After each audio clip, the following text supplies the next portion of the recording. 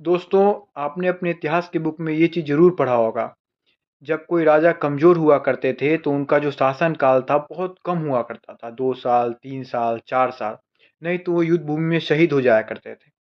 जब आप कोई बड़ा युद्ध लड़ने जाते हैं ना, तो आपको एक ऐसे राजा के नेतृत्व की ज़रूरत होती है, जो जिसके पास अच्छा खासा अनुभव हो। और जो अनुभवहीन व्यक्ति होते हैं ना, उनका जो हारने का चांस रहता है युद्ध में, बहुत हो जाता है। और ये युद्ध ऐसा है जिसमें आप जानते हैं कि आपका साथ कोई नहीं देगा।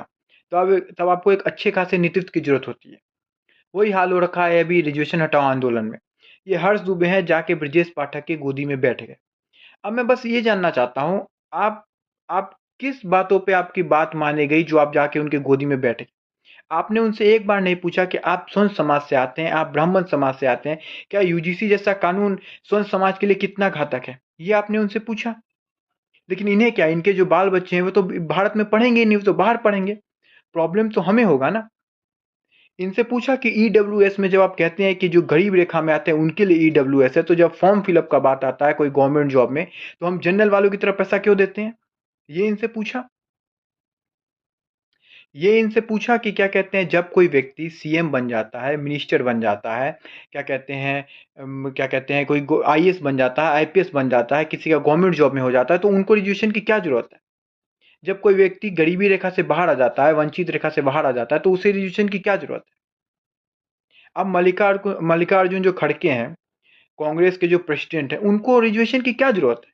सिर्फ रिजर्वेशन, आप एससी समाज से आते हैं तो इसका ये मतलब थोड़ी ना हो कि आपको रिजर्वेशन मिलते रहेगा। आपके पास अच्छा खासा पेमेंट है, सब चीज है, तो आपको रिजर्वेशन की क्या जरूरत है? तो ये तो आपने सवाल किया ही नहीं। तो फिर आप जाके उनकी गोदी में बैठ कैसे गए? और क्या क्या बातें हुई? 1 महीना, 2 महीना, 3 महीना, कोई फिक्स किया टाइम कि आपकी बातों को इतनी देर में सुना जाएगा? ये तो चाहते ही हैं कि कैसे भी प्रोटेस्ट होना, क्योंकि ये यूपी में चुनाव आने वाला है। 30% वोट है स्वर्ण समाज का। एक तरफ आप यूजीसी जैसा कानून लेके आते हैं और एक तरफ चाहते हैं कि हमको स्वर्ण समाज वोट भी दे। ऐसे थोड़ी ना हो सकता है। इसलिए मैं कहता हूँ, जो ये जो प्रोटेस्ट हो रहा था ना, उसका नेतृत्व एक ऐसे इंसान को देना चाहिए था जो क्या कहते हैं अनुभव से भरे हों, जैसे महिपाल मकराना, अजीत भारती। ये सब क्या कहते हैं अनुभवी व्यक्ति हैं, जो प्रोटेस्ट को लीड कर सकते हैं। और आपने एक अनुभवहीन व्यक्ति को प्रोटेस्ट लीड करने दे दिया। अब जब आपने बैठ गए, तो आप फायदा क्या हुआ? आपको तो लॉलीपॉप चटा के भेज दिया। आपको तो जंतर मंतर प्रोटेस्ट तक का इजाजत नहीं है। कभी कभी होता है ना, हमको अपने दुश्मनों से उनकी अच्छाई जो चीज होती है उनको सीखना चाहिए।